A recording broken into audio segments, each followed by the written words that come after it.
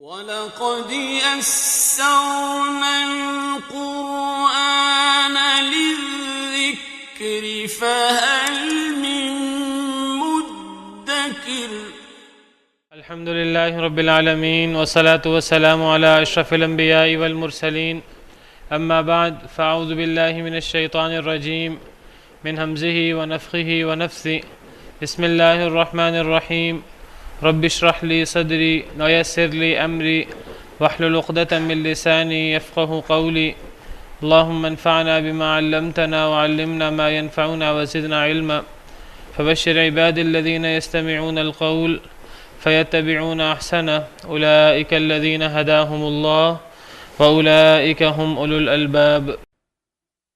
أفمن كان مؤمنا كمن كان فاسقا لا يستوون أما الذين آمنوا وعملوا الصالحات فلهم جنات المأوى نزلا بما كانوا يعملون وأما الذين فسقوا فمأواهم النار كلما أرادوا أن يخرجوا منها أعيدوا فيها وقيل لهم ذوقوا عذاب النار الذي كنتم به تكذبون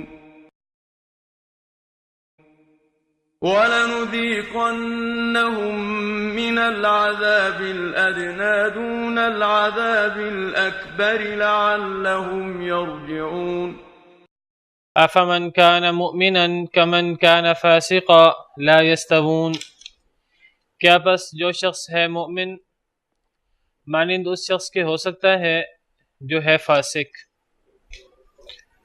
کیا مومن اور فاسق برابر ہو سکتے ہیں؟ پچھلی آیات میں اللہ رب العالمین نے کفار کا ذکر کیا، اور پچھلی آیات میں اللہ رب العالمین نے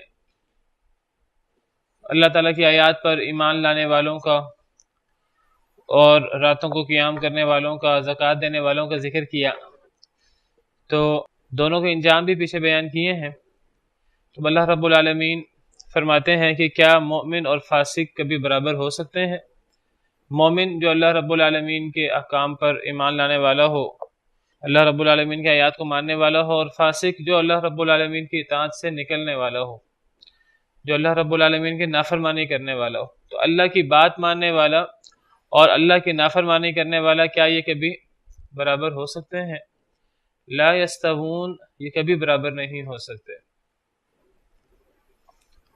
اللہ رب العالمین نے دنیا بنائی ہی امتحان کے لیے، ابتلاء کے لیے، اور اس دنیا کے اندر جو آزمائشیں آتی ہیں ان آزمائشوں میں پتہ لگتا ہے کہ کون مومن ہے اور کون فاسق ہے، کون کافر ہے۔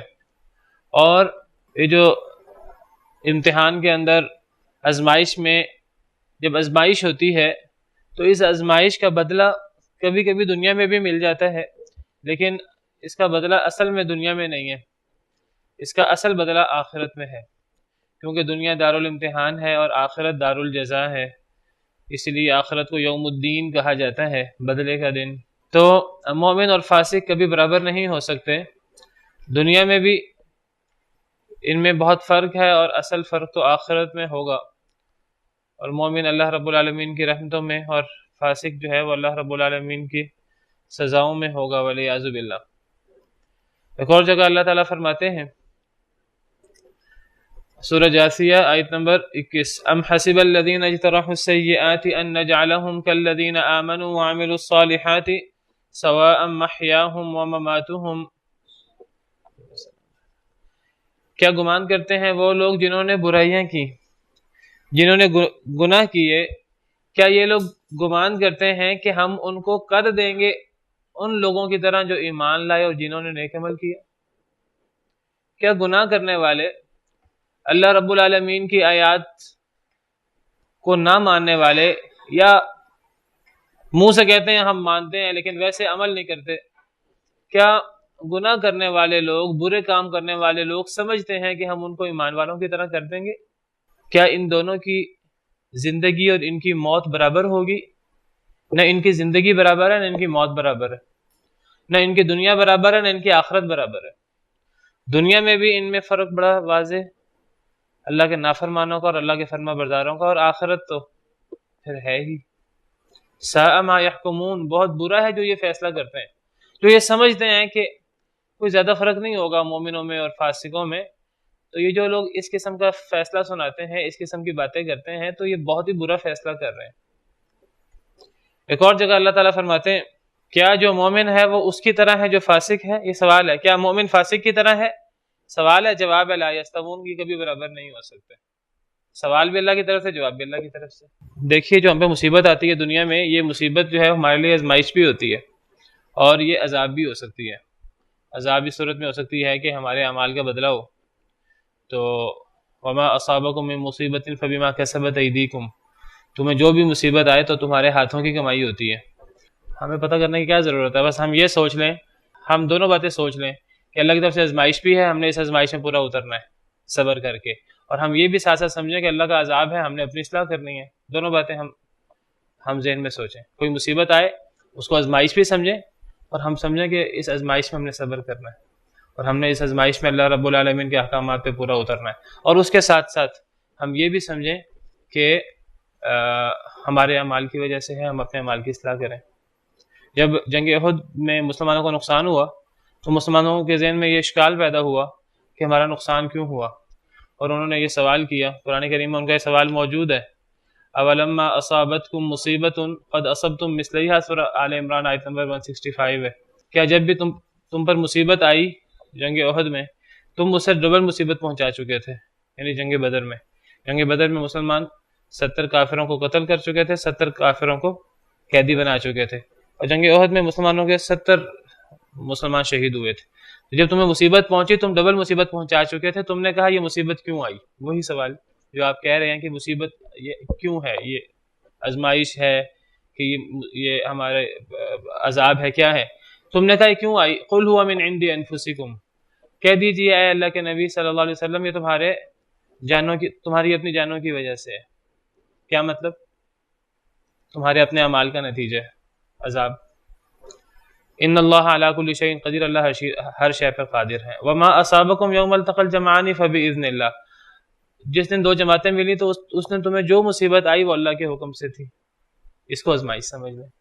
اب ایک ہی آیت میں اللہ تعالیٰ اسے یہ بھی کہہ رہے ہیں تمہارے شامتے اعمال ہے، اور اسی آیت میں اللہ یہ بھی فرما رہے ہیں کہ اللہ کا حکم ہے. اللہ کا حکم یعنی آزمائش، شامتے اعمال ہے یعنی عذاب. تو ہم جو ہے نا اسی سوچ میں پڑے رہیں کہ پتہ نہیں آزمائش ہے کہ عذاب ہے. ہم دونوں باتیں سمجھیں.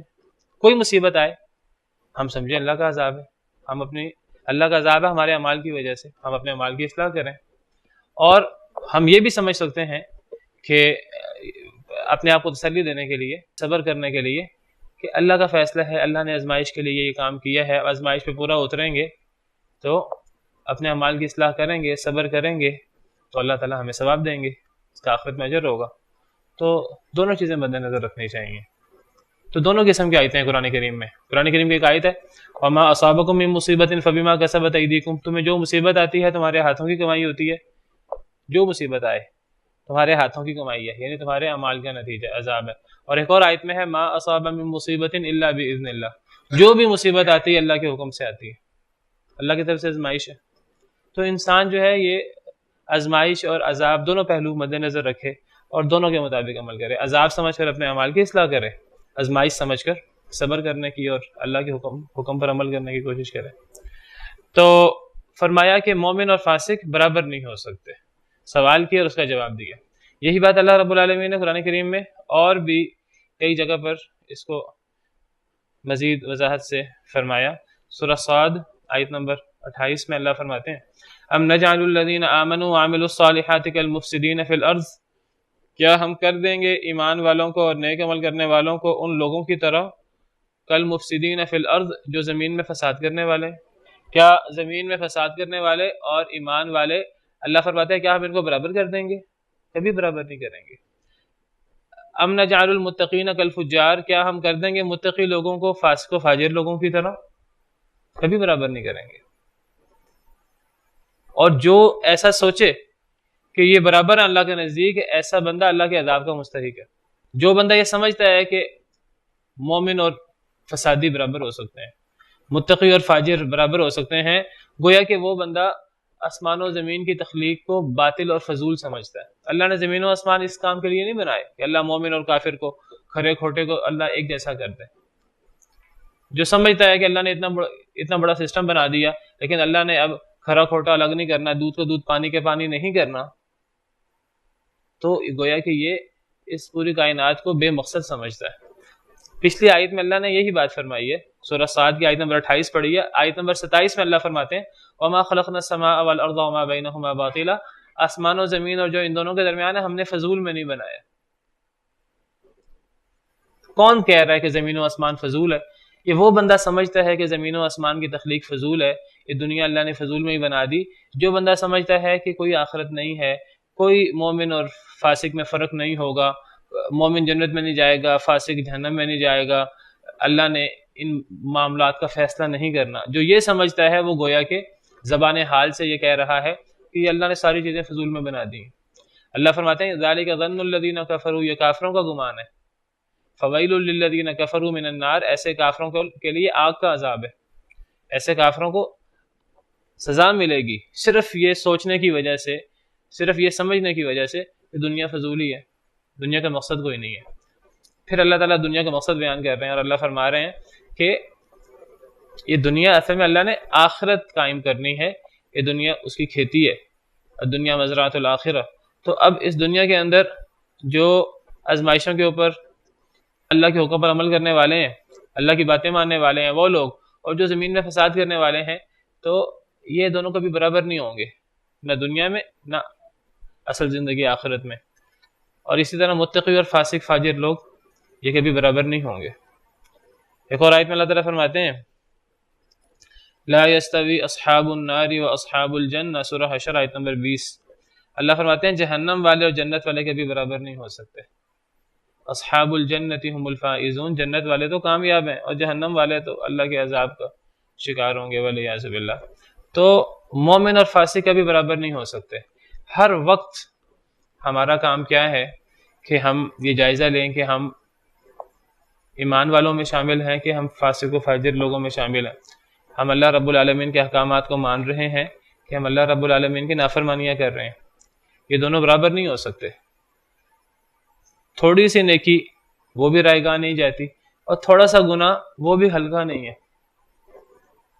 ذرہ برابر نیکی وہ بھی قیامت کے دن انسان اس کو دیکھ لے گا، ذرہ برابر گناہ قیامت کے دن انسان اس کو بھی دیکھ لے گا۔ تو نہ کسی نیکی کو ہلکا سمجھنا چاہیے، نہ کسی گناہ کو ہلکا سمجھنا چاہیے۔ کیا جو شخص مومن ہے وہ اس کے مانند ہو سکتا ہے جو فاسق ہے؟ لا یستوون، اللہ فرماتے ہیں کبھی برابر نہیں ہو سکتے۔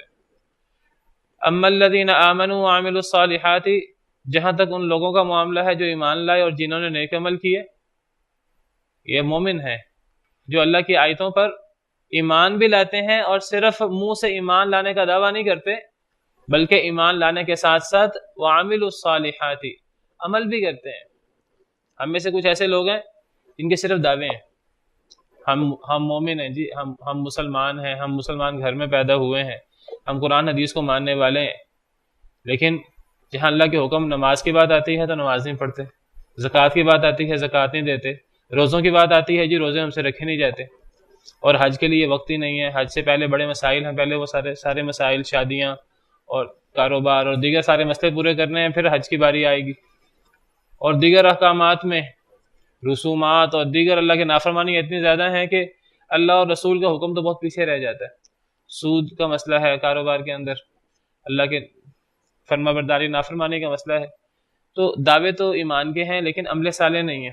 پچھلی آیت میں یہ جو مومن اور فاسق کا اللہ نے فرق کیا ہے، تو یہ مومن کی وضاحت اگلی آیت میں اللہ فرما رہے ہیں۔ مومن وہ نہیں ہوتا جو زبان سے صرف دعویٰ کرے، اما الذین آمنوا وعملوا الصالحات، جہاں تک ان لوگوں کا معاملہ ہے جو ایمان لائے۔ ایمان لائے سے مراد جنہوں نے زبان سے اقرار کیا، دل سے ایمان لائے، وعملوا الصالحات، اور پھر عمل بھی کیے نیک، صرف دعوے نہیں ہیں، عمل سے بھی انہوں نے اپنے اس ایمان کا مظاہرہ کیا۔ فلہم جنات المأوى، پس ان کے لیے جنات المأوى ہیں، ان کے لیے ٹھہرنے کے لیے باغات ہیں۔ مأوى ٹھکانے کو کہتے ہیں. ان کے لیے جنات المأوا ہیں، ان کے لیے ٹھہرنے کے لیے باغ ہیں. جنات جمع ہے تو کئی باغ ہیں. نزلا بما كانوا يعملون، مہمان نوازی ہوگی ان کی اس وجہ سے جو وہ عمل کرتے تھے. دنیا کے اندر جو انہوں نے نیک اعمال کیے، ایمان لانا اور عمل صالح کرنا، تو دنیا کے اندر جو انہوں نے عمل کیے اس عمل کی وجہ سے ان کی بڑی ہی زبردست قسم کی، بڑی بہترین قسم کی مہمان نوازی ہوگی. اور مہمان نوازی کون کرے گا؟ اللہ رب العالمین. یہاں صرف نزولاً کا لفظ ہے، دیگر آیات میں وضاحت ہے. نزولاً من غفور الرحیم، مہمان نوازی ہوگی غفور الرحیم کی طرف سے. تو یہ تو مومن کی بات ہے، مومن کا یہ بدلہ ہے. پتہ لگا کہ مومن کو جو نعمتیں ملیں گی، جن نعمتوں کا ہم نے کل کے سبق میں ہم نے تھوڑی سی وضاحت بھی پڑھی کہ وہ ایسی بڑی بڑی نعمتیں ہیں کہ جن کو نہ کسی آنکھ نے دیکھا، نہ کسی کان نے سنا، نہ کبھی کسی کے دل میں خیال آیا.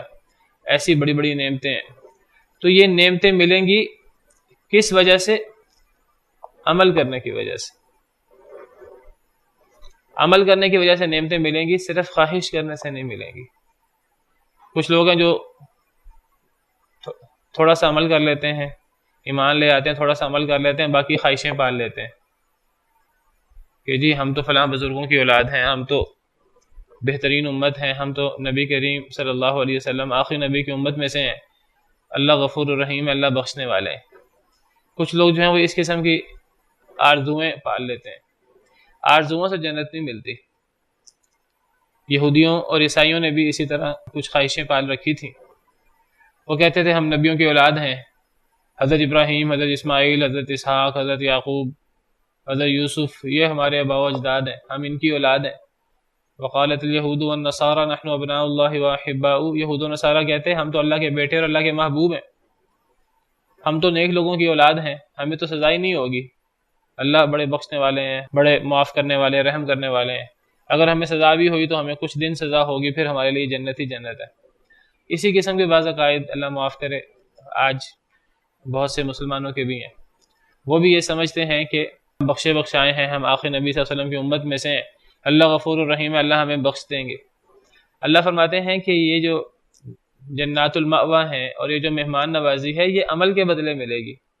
عمل ہوگا تو ملے گی، عمل نہیں ہوگا تو نہیں ملے گی. صرف خواہشوں سے نہیں ملے گی، عمل کرنے کی وجہ سے ملے گی. ہمیشہ کے لیے مہمان نوازی. دنیا میں مہمان کے لیے ایک 3 دن کی مہمان نوازی ہوتی ہے. پہلے دن کا تو دنیا میں بھی حکم ہے کہ تحفہ دینا چاہیے، غیر حدیث کے اندر ہوتا ہے. پہلے دن کا جائزہ ہوتا ہے، خاص قسم کا کھانا تیار کرنا چاہیے. دوسرے تیسرے دن بھی کھانا بہتر ہونا چاہیے. 3 دنوں کے بعد تھوڑا نارمل ہو جائے کھانا، کوئی حرج نہیں ہے. یہ تو دنیا کی بات ہے. تو جس طرح دنیا میں 3 دن مہمان نوازی کرتے ہیں، یہ پہلے دن خاص مہمان نوازی ہوتی ہے. تو جنت میں مومنوں کی آپ سمجھے ہر روز ہی مہمان نوازی ہے. اور مہمان نوازی تو دنیا کی تو بہت چھوٹی چیز ہے، جنت کی نعمتیں تو ان کا کوئی شمار کتاب نہیں ہے. اور پھر یہ جو مہمان نوازی دنیا میں، یہ تو انسانوں کی طرف سے، ناقص لوگوں کی طرف سے. وہاں نزول من غفور الرحیم، اللہ رب العالمین کی طرف سے. میں یہاں ذکر کر رہا تھا کہ یہ جنت اور یہ مہمان نوازی ہے عمل کے بدلے. یہ صرف خواہشوں سے اور امیدوں سے نہیں ملنی، یہ عمل کے بدلے ملے گی. لیکن میں یہاں ایک نقطہ واضح کر دوں، عمل کی اہمیت ہے. کوئی بندہ عمل کرے گا تو جنت میں جائے گا، عمل کے بغیر نہیں جائے گا. اچھا، بعض لوگ جو ہیں وہ عمل کرتے ہیں اور پھر عمل کر کے اپنے عمل کے اوپر بڑا گھمنڈ کرنا شروع کر دیتے ہیں، اپنی نیکی پر بڑا جو ہے وہ بھروسہ. اصل میں یہ عمل کا یہاں ذکر کیا خواہشات کے بالمقابل. کوئی بندہ یہ نہ سمجھے کہ میں آرزو کر کے جنت میں چلے جاؤں گا. ام حسبتم ان تدخلوا الجنۃ ولما يعلم الله الذين جاهدوا منكم ويعلم الصابرين، کیا تم سمجھتے جنت میں ایسے ہی داخل ہو جاؤ گے؟ ابھی تک اللہ نے تم میں سے جہاد کرنے والوں کو نہیں جانا، ابھی تک اللہ نے تم میں سے صبر کرنے والوں کو نہیں جانا. کئی آیات میں اللہ نے فرمایا کیا تم سمجھتے جنت میں ایسے ہی داخل ہو جاؤ گے؟ ابھی تک تم پر وہ آزمائشیں نہیں آئیں جو پچھلی قوموں پر آئی تھیں. پچھلی قوموں پر بڑی سخت آزمائشیں آئیں. تو جہاں عمل کی بات آتی ہے قرآن میں، وہاں مقصود یہ ہے کہ انسان صرف آرزو کر کے، صرف اللہ پہ امید رکھ کے جنت میں نہیں جا سکتا. انسان کو اس کے لیے عمل کرنا چاہیے. خواہشوں کے بالمقابل یہ بات آتی ہے. لیکن ایک انسان عمل کرے اور عمل کے اوپر پھر انسان جو ہے نا گھمنڈ شروع کر دے کہ میں تو بڑا نمازی ہوں، میں تو بڑا قرآن پڑھتا ہوں، میں تو بڑا اللہ کی باتیں مانتا ہوں، تو جنت میرے علاوہ کس کو ملے گی؟ تو وہاں پھر اللہ نے دوسرا اصول بتایا، وہاں اللہ نے پھر ہماری اصلاح فرمائی کہ جنت ملے گی اللہ کی رحمت کی وجہ سے، جنت اللہ کی رحمت کے بغیر نہیں ملے گی۔ دنیا میں انسان یا آخرت میں انسان اگر اللہ کے عذاب سے بچے گا تو وہ اللہ کی رحمت کی وجہ سے بچے گا۔ انسان کے اعمال چاہے کتنے ہی زیادہ کیوں نہ ہو جائیں، اس قابل نہیں ہوں گے کہ وہ انسان کو اللہ کے عذاب سے بچا سکیں اور اللہ کی جنت کا حقدار ٹھہرا سکیں۔ اسی لیے نبی صلی اللہ علیہ وسلم نے فرمایا صحابہ کرام سے کہ جو لوگ جنت میں جائیں گے وہ اللہ کی رحمت سے جنت میں جائیں گے۔ تو صحابہ کرام نے سوال کیا نبی صلی اللہ علیہ وسلم سے کہ ٹھیک ہے، ہم تو امتی ہیں، ہمارے اعمال تو تھوڑے ہیں، تو کیا آپ بھی اللہ کی رحمت سے جنت میں جائیں گے؟ آپ بھی اپنے عمل کی وجہ سے جنت میں نہیں جائیں گے؟ آپ نے فرمایا میں بھی اللہ کی رحمت سے جنت میں جاؤں گا۔ تو اب ان دونوں چیزوں کو ملا لیجئے، اللہ کی رحمت اور انسان کا عمل۔ ایک بندہ کہ جی ایک بندہ وہی اللہ کی امید میں مبتلا ہو جائے، اللہ کی رحمت تو اتنی وسیع ہے، اللہ کی رحمت اللہ کے غضب پر حاوی ہے، مجھے عمل کرنے کی ضرورت نہیں ہے۔ نہیں، وہ پھر خواہش ہے۔ اللہ کی رحمت وہ انسان کا عمل ہوگا تو اللہ کی رحمت انسان کو ملے گی، اور انسان اپنے صرف عمل کے بل بوتے پر جنت میں نہیں جائے گا، اس کے عمل کے نتیجے میں اللہ کی رحمت جوش میں آئے گی اور انسان اللہ کی رحمت سے جنت میں جائے گا۔ تو دونوں قسم کی آیات قرآن کریم میں موجود ہیں۔ کوئی شخص آزمائش کے بغیر تو کوئی جنت میں نہیں جائے گا، آزمائش کے ساتھ ہی جائے گا۔ اصل میں آزمائش، ہم بعض دفعہ آزمائش سمجھتے ہیں کوئی بہت بڑی مصیبت ہی ہو تو وہ آزمائش ہے۔ آزمائش کی بھی بہت ساری صورتیں ہیں۔ کچھ آزمائشیں ایسی ہوتی ہیں جو جسمانی ہوتی ہیں، کچھ آزمائشیں ہوتی ہیں جو ذہنی ہوتی ہیں، ٹینشن وغیرہ کی آزمائش ہوتی ہے۔ کچھ آزمائشیں یہ ہوتی ہیں کہ کوئی چیز ہمارے سامنے واضح ہی نہیں ہو رہی ہوتی۔ کچھ آزمائشیں کچھ لوگوں کی ایسی ہیں کہ بیماری کی صورت میں ان کی آزمائش ہے۔ اب آپ دیکھیں کہ جس طرح صحابہ کرام کے دور میں حضرت بلال وغیرہ، حضرت عمار بن یاسر وغیرہ اور ان کی آزمائش ہوئی، شاید آج کچھ لوگوں کی آزمائش اس طرح بھی ہو جاتی ہے، بہت سے مسلمانوں کی آزمائش، لیکن بہت سے مسلمانوں کی آزمائش اس طرح نہیں ہوتی۔ بہت سے مسلمانوں کی آزمائش جو ہے وہ کسی اور طریقے سے ہوتی ہے۔ تو آزمائش جو ہے اس کی مختلف صورتیں ہو سکتی ہیں۔ تو یہ دنیا میں آزمائش ضرور ہوگی۔ جو بندہ ایمان لائے گا، ایمان لانا خود یہ بھی بہت بڑی آزمائش ہے۔ ایک بندہ ایمان لاتا ہے کہ نہیں لاتا، ایمان لانے کے بعد پھر آزمائش ہوتی ہے، کسی کی آزمائش زیادہ ہوتی ہے، کسی کی آزمائش تھوڑی ہوتی ہے۔ ایمان کے حساب سے جس کا ایمان زیادہ ہے اس کی آزمائش زیادہ ہوتی ہے، یا آزمائش کم و بیش ہو سکتی ہے، یہ اللہ تعالیٰ کے فیصلے ہیں۔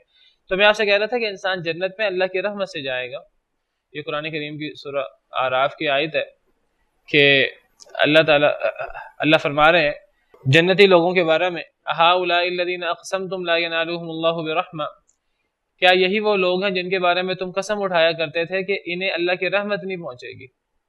دنیا میں کافر لوگ جو ہیں وہ غریب مومنوں کے بارے میں قسم اٹھا کر کہتے تھے۔ نبی صلی اللہ علیہ وسلم کے دور میں قریش غریب مومن صحابہ کرام کے بارے میں قسم اٹھا کر کہتے تھے انہیں کبھی اللہ کی رحمت نہیں پہنچے گی۔ تو اللہ قیامت کے دن کہیں گے کہ کیا یہی وہ لوگ ہیں جن کے بارے میں تم قسم اٹھایا کرتے تھے لا ینالهم اللہ برحمہ، اللہ کی انہیں رحمت نہیں پہنچے گی، ادخلوا الجنت، آج تم جنت میں داخل ہو جاؤ۔ ان غریب مومنوں کو اللہ کہیں گے تم آج جنت میں داخل ہو جاؤ، یعنی اللہ کی رحمت کی وجہ سے۔ لا خوف علیکم ولا انتم تحزنون، نہ تم پر کوئی خوف ہوگا نہ تم غمگین ہوگے۔ تو جنت انسان کو، انسان کے عمل اور اللہ کی رحمت دونوں کے ساتھ ملے گی۔ تو یہ تو ایمان لانے والوں اور نیک عمل کرنے والوں کا انجام اللہ نے بیان کیا۔ تو اگلی آیت میں وَأَمَّا الَّذِينَ فَسَقُوا، اور جہاں تک ان لوگوں کا معاملہ ہے جو فاسق و فاجر ہوئے۔ اللہ نے مومن اور فاسق کا فرق کیا ہے نا، تو مومن کی وضاحت کی اور پھر مومن کا انجام بیان کیا، اور اب اللہ تعالیٰ فاسق کی بات کر رہے ہیں۔ اللہ نے فرمایا مومن اور فاسق برابر نہیں ہو سکتے۔ اب جب یہ برابر نہیں ہے تو ان کا انجام بھی دنیا اور آخرت میں برابر نہیں ہے۔ تو اللہ فرماتے ہیں جہاں تک ان لوگوں کا معاملہ ہے جو فاسق ہوئے، جو اللہ کی اطاعت سے نکل گئے، جو اللہ کی نافرمانیاں کرتے رہے، فمأواہم النار، تو ان کا ٹھکانہ آگ ہے۔ کلما ارادوا ان یخرجوا منہا، جب بھی وہ ارادہ کریں گے، ان یخرجوا کہ وہ نکلیں، منہا اس سے، جب بھی وہ اس آگ سے نکلنا چاہیں گے، اعیدوا فیہا، وہ دوبارہ اس میں لوٹا دیے جائیں گے، والعیاذ باللہ۔ جو لوگ ہمیشہ کے لیے جہنمی ہیں، کچھ ایسے لوگ بھی ہیں جو ہیں موحد لیکن گناہگار ہیں، تو ایسے لوگوں کو اللہ تعالیٰ ان کی سزا اعمال کا بدلہ دینے کے لیے شروع میں جہنم میں بھیج دیں گے، پھر اللہ تعالیٰ جہنم سے نکال دیں گے۔ لیکن یہ ان لوگوں کی بات ہو رہی ہے جو مشرک ہیں، جو کافر ہیں۔ اللہ کو پتہ ہے جہنم میں جانے کے بعد اب جنت جہنم تو پھر ہمیشہ کے لیے ہیں، تو قیامت کا دن 50,000 سال کا ہے، تو قیامت کے دن کی جو لمبائی ہے وہ کافروں کو بہت زیادہ ہولناک، بہت زیادہ خوفناک محسوس ہوگی۔ مومنوں کے لیے وہ دن کافروں کے مقابلے میں گزارنا کافی آسان ہوگا۔ بعض مومنوں کے لیے حدیث میں آتا ہے کہ وہ دن اس طرح ہوگا جس طرح جو ہے وہ 2 رکعت نماز پڑھتے ہیں، اس طرح کر کے ان کے لیے یہ دن گزر جائے گا۔ تو جو لوگ مشکلات میں ہوں گے، خوف میں ہوں گے، ان کے لیے یہ دن بہت بڑا ہوگا۔ تو آگے پھر جنت جہنم تو پھر ہمیشہ ہمیشہ کے لیے ہے نا، پھر موت بھی ختم ہو جائے گی۔ دیکھیے اللہ نے اتنی تفصیل سے باتیں نہیں بتائیں، اور نہ ہی ہمیں اتنی گہرائی میں جانے کی ضرورت ہے۔ اللہ نے نیک لوگوں کے لیے نیک اعمال، نیک لوگوں کے لیے انعامات اور برے لوگوں کے لیے سزاؤں کا ذکر کیا۔ اللہ کو دیکھنے کی آپ بات کر رہے ہیں، وہ اہل جنت کے لیے ہیں، تو باقی کچھ اہل جنت جمعے کے جمعے اللہ کا دیدار کریں گے انشاءاللہ، کچھ ممکن ہے اسے بھی پہلے کریں۔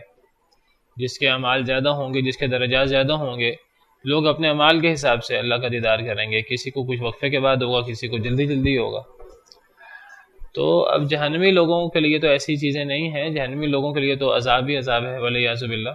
فرمایا کہ جہاں تک ان لوگوں کا معاملہ ہے جو فاسق و فاجر ہوئے، ان کا ٹھکانہ آگ ہے، جب بھی وہ ارادہ کریں گے کہ وہ نکلیں اس سے، جب بھی وہ آگ سے نکلنا چاہیں گے، اعیدوا فیہا، ان کو لٹا دیا جائے گا اس میں،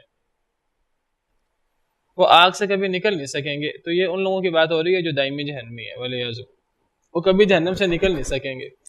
وقیل لہم، اور کہا جائے گا ان سے، ذوقوا عذاب النار، چکھو آگ کا عذاب، الذی کنتم بہ تکذبون، جس کو تم جھٹلایا کرتے تھے، تم اس آگ کو جھٹلاتے تھے، اب تم اس سے کہاں نکلنا چاہ رہے ہو، اب تو تمہیں اس سے نہیں نکالا جائے گا۔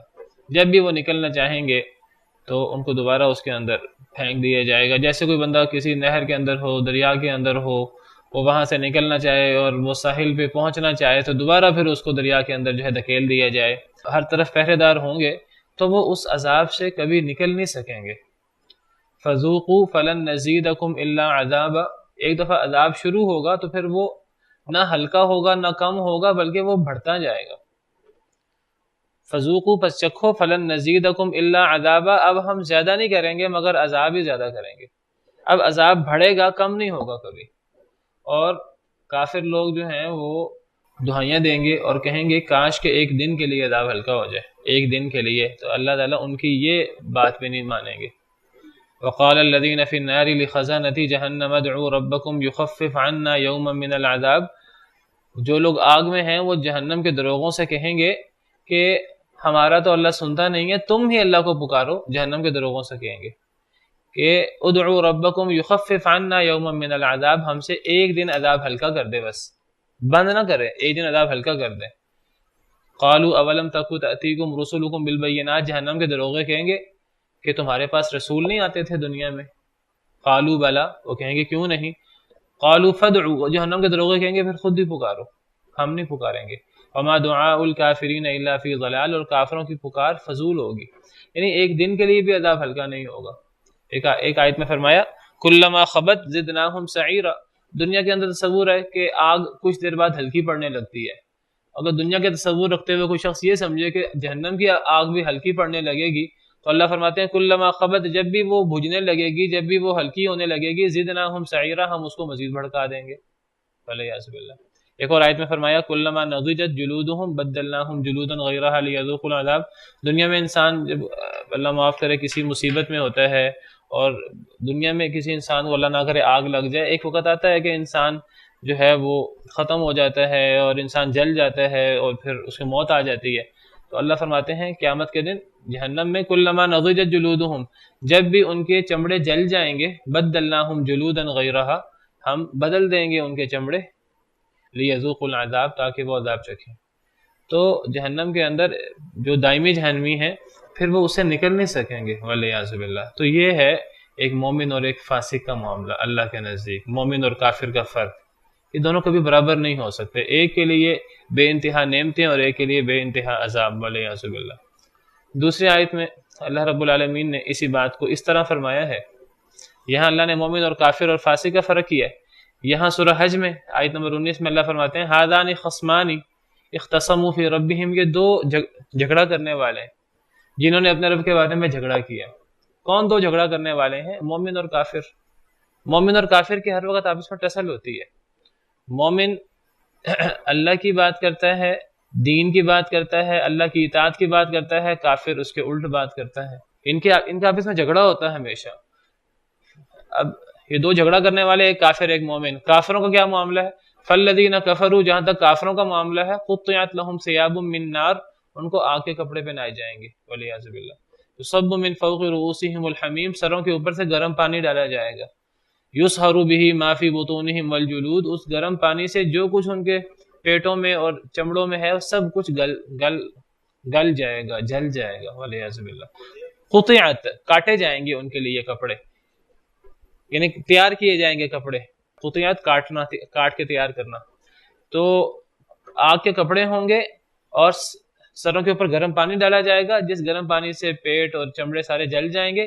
وَلَهُمْ مَقَامِعُ مِنْ حَدِيدٍ، اور لوہے کے بڑے بڑے گرز ہوں گے، بڑے بڑے ہتھوڑے ہوں گے. كُلَّمَا أَرَادُوا أَن يَخْرُجُوا مِنْهَا، جب بھی وہ نکلنا چاہیں گے جہنم سے، من غم، اس غم اور اس تکلیف کی وجہ سے جو انہیں ہوگی، اُعِيدُوا فِيهَا، وہ اس میں دوبارہ لوٹا دیے جائیں گے. وَذُوقُوا عَذَابَ الْحَرِيقِ، اور کہا جائے گا چکھو جلنے کا عذاب. تم دنیا کے اندر تم بڑا تکبر کرتے تھے، تو اب ذرا تم جلنے کا عذاب چکھو. تم دنیا میں کہتے تھے عذاب کب ہوگا، عذاب کب ہوگا، اب عذاب یہ ہے. اور جہاں تک ایمان والے ہیں، ان اللہ يدخل الذین آمنوا وعملوا الصالحات جنات تجری من تحتها الانہار، اللہ تعالیٰ داخل کریں گے ایمان والوں کو اور نیک عمل کرنے والوں کو باغات میں جن کے نیچے سے نہریں بہتی ہیں. یحلون فیہا من اساور من ذہب ولؤلؤا، ان کو جنت کے اندر سونے اور موتیوں کے کنگن پہنائے جائیں گے. ولباسہم فیہا حریر، اور ان کا لباس اس میں ریشم کا ہوگا. تو جنتیوں اور جہنمیوں میں بہت زیادہ فرق ہے، ایمان میں اور کافروں میں، فاسقوں میں بہت بڑا فرق ہے. جب اتنا بڑا فرق ہے آخرت میں، انجام میں، تو دنیا میں بھی تو فرق ہونا چاہیے. دنیا کے اندر مومن اور کافر، مومن اور فاسق وہ ایک جیسا نظر آئے تو کیا خیال ہے؟ دیکھنے میں اگر مومن اور کافر ایک جیسا لگے، نعمتیں بھی مومن اور کافر ایک جیسی، مومن اور فاسق ایک جیسی استعمال کر رہے ہیں، اعمال کا بھی کوئی فرق نہیں ہے زیادہ، اذان ہو رہی ہے، مومن بھی نماز نہیں پڑھ رہا اور کافر بھی نماز نہیں پڑھ رہا، مومن پھر بھی مومن ہے. وہ کہ جی میں نے تو کلمہ پڑھا ہوا، میں تو مومن ہوں. اعمال میں کوئی زیادہ فرق نہیں ہے. جس طرح ایک کافر شخص جو ہے وہ آخرت سے غافل ہے اور وہ اللہ کے حلال حرام کی پرواہ نہیں کرتا، ایک مومن بھی اگر حلال حرام کی پرواہ نہیں کر رہا، تو جب آخرت میں اتنا فرق ہے مومن کا اور کافر کا، دنیا میں فرق ہوگا تو آخرت میں یہ فرق ہوگا نا. دنیا میں فرق نہیں ہوگا، چہرہ مومن کا بھی وہی ہے اور کافر کا بھی وہی ہے، اعمال مومن کے بھی وہی ہیں، کافر کے بھی وہی ہیں. تو کیا خیال ہے؟ تو یہ بات ٹھیک ہے، مومن اور کافر برابر نہیں ہے، لیکن مومن اور کافر اپنے آپ کو ثابت کرنا پڑے گا. یہ صرف دعووں سے بات نہیں بنے گی کہ ہم مسلمان ہیں، ہمارے ماں باپ مسلمان ہیں، ہم قرآن و سنت کو ماننے والے ہیں. قرآن و سنت کو پڑھتے بھی ہیں کہ نہیں کھول کے، اور جب پڑھتے ہیں تو عمل کرتے بھی ہیں کہ نہیں کرتے. تو جو آخرت میں فرق ہوگا اتنا بڑا، دنیا میں فرق ہوگا تو آخرت میں فرق ہوگا. فرمایا وَلَنُذِيقَنَّهُم مِّنَ الْعَذَابِ الْأَدْنَىٰ دُونَ الْعَذَابِ الْأَكْبَرِ لَعَلَّهُمْ يَرْجِعُونَ، اور البتہ ہم ضرور چکھائیں گے انہیں من العذاب الادنی، ہلکا عذاب، دون العذاب الاکبر، بڑے عذاب سے پہلے، بڑے عذاب سے ہم انہیں ہلکا عذاب چکھائیں گے، دون العذاب الاکبر، بڑے عذاب کے علاوہ، لعلہم یرجعون، تاکہ وہ لوٹ آئیں. اللہ فرماتے ہیں کہ جو لوگ گناہ کرنے والے ہیں تو ہم دنیا میں ان کو ہلکا عذاب دیتے ہیں. اللہ اچانک ہی گناہ کا بدلہ نہیں دے دیتے، بلکہ اللہ پہلے تھوڑی تھوڑی مصیبتیں، تھوڑی تھوڑی ٹھوکریں لگاتے ہیں. ادنا قریب کو بھی کہتے ہیں، ہلکی چیز کو بھی کہتے ہیں. ہم انہیں ہلکا عذاب دیں گے، ہلکا عذاب چکھائیں گے بڑے عذاب کے علاوہ. ایک تو بڑا عذاب ہے جو اصل عذاب ہے، انسان کے کفر کا، انسان کے شرک کا، انسان جو بھی نافرمانی کرتا ہے اس کا اصل عذاب ہے جو اس کو قیامت کے دن ملنا ہے، یا موت کی صورت میں جو انسان پر عذاب آنا ہے. اس بڑے عذاب سے پہلے، قیامت کے عذاب سے پہلے اللہ ٹھوکریں لگاتے ہیں چھوٹی. اور یہ کیوں لگاتے ہیں؟ ابھی جو بات ہو رہی تھی کہ جو ہم پر مصیبت آتی ہے، یہ مصیبت ہوتی ہے، آزمائش ہوتی ہے، مصیبت ہوتی ہے ہم پر ہمارے عذاب ہوتا ہے ہم پر ہمارے اعمال کی وجہ سے، اس کو یہاں اللہ نے العذاب الادنا قرار دیا ہے، چھوٹا عذاب، ہلکا عذاب. تو یہ عذاب ہوتا ہے ظاہراً دیکھنے کو، لیکن یہ ہمارے لیے رحمت ہوتا ہے. کیوں رحمت ہوتا ہے؟ کہ ٹھوکر لگ جاتی ہے. اگر ٹھوکر لگ جائے اور انسان کی اصلاح ہو جائے تو انسان کے لیے کتنی بڑی رحمت ہے. تو اللہ تعالیٰ فرماتے ہیں کہ بڑے عذاب سے پہلے، اصل عذاب سے پہلے ہم ہلکا عذاب بھیجتے ہیں. اور مقصد کیا ہوتا ہے؟ اللہ کو کسی کو تکلیف دے کے اللہ کو خوشی نہیں ہوتی. اللہ تو اصل جو بڑا عذاب ہے اس سے بچانے کے لیے ٹھوکر لگاتے ہیں، لعلہم یرجعون، تاکہ لوگ لوٹ آئیں، تاکہ لوگ اللہ کی طرف رجوع کر لیں. جو اللہ سے غافل ہوئے ہیں، جو دین سے دور ہوئے ہیں، تو ان کو مقصد زندگی یاد آ جائے، آخرت موت ان کو یاد آ جائے، اور ان کو یاد آ جائے کہ ہم نے اللہ کے حضور پیش ہونا ہے، وہاں بڑا عذاب ہوگا تو ہم بڑا عذاب سے پہلے اپنی اصلاح کر لیں. تو اللہ تعالیٰ چھوٹی چھوٹی آزمائشیں بھیجتے رہتے ہیں دنیا کے اندر. اس سے مراد وہ آزمائشیں ہیں جو انسان کو کبھی بیماری کی صورت میں، کبھی کاروبار کے اندر کسی گھاٹے کی صورت میں، کبھی کوئی نقصان، یہ سارے کے ساری اصل میں ٹھوکریں ہیں. اور یہ بڑے عذاب سے پہلے یہ اللہ چھوٹا عذاب بھیجتے ہیں، اور مقصد اللہ کا ہے کہ لوگ لوٹ آئیں. ایک اور آیت میں اللہ فرماتے ہیں ظہر الفساد فی البر والبحر بما کسبت ایدی الناس. یہ جو دنیا کے اندر فساد بپا ہو گیا ہے، دنیا کے اندر سارے نظام تلپٹ ہو گئے ہیں، اور ہر طرف جو ہے وہ قتل و غارت اور جو فساد پھیل گیا ہے، تو اس کی وجہ کیا ہے؟ اللہ فرماتے ہیں جو خشکی اور سمندر میں جو فساد پھیل گیا ہے، سمندر کے اندر بھی طوفان بہت زیادہ آنا شروع ہو گئے ہیں، خشکی کے اندر بھی زلزلے اور دیگر آفات. یہ جو اتنا بڑا فساد پھیل گیا ہے، یہ آفات بھی اس سے مراد ہو سکتی ہیں، اور یہ جو قتل و غارت اور آپس کے اختلافات، خانہ جنگی اور کشاکشی، یہ کیوں آیا؟ بما کسبت ایدی الناس، لوگوں کے ہاتھوں کی کمائی کی وجہ سے. تو اللہ تعالیٰ لوگوں کے ہاتھوں کی کمائی کی وجہ سے دنیا میں فساد کیوں بپا ہو جاتا ہے؟ اللہ اس کی وجہ بیان کر رہے ہیں لیذیقہم بعض الذی عملوا، تاکہ اللہ چکھائیں انہیں ان کے بعض اعمال کا بدلہ. اللہ یہ نہیں چاہتے ان کو اعمال کی سزا دنیا میں دے دیں اور عمل ختم کر دیں، نہیں، لعلہم یرجعون، اصل مقصد یہ ہے تاکہ وہ لوٹ آئیں ٹھوکر لگنے سے، تاکہ ایک بندے کی اصلاح ہو جائے، تاکہ ایک بندہ اپنے رب کی طرف رجوع کرے، ایک بندہ اللہ کے سامنے گڑ گڑا کر اپنے گناہوں کی معافی مانگ لے کہ اے اللہ ابھی تو عمل کیا تھا، تو دنیا کے اندر تو آپ نے بڑا احسان کیا کہ آپ نے مجھے ٹھوکر لگا دی، تو میں انسان اللہ کے حضور سجدے میں گر کر اللہ سے اپنے گناہوں کی معافی مانگ لے تاکہ آخرت کے عذاب سے بچ جائے. تو یہ مصیبت اس کے لیے رحمت بن جاتی ہے. اسی لیے حدیث مبارکہ میں آتا ہے، صحیح بخاری کی حدیث ہے کہ من یرید اللہ بہ خیرا یصب بہ، اللہ جسے خیر کا ارادہ کرتے ہیں اللہ اس کو مصیبت میں مبتلا کر دیتے ہیں. دنیا کے اندر مصیبت آئے، آزمائش آئے، اور انسان اس سے عبرت حاصل کرنے والا ہو تو انسان کے لیے بہت بڑی رحمت ہے. اور وہ لوگ بڑے ہی غفلت میں ہیں وہ لوگ، اور خسارے میں ہیں جن کو دنیا میں آزمائش نہیں آتی.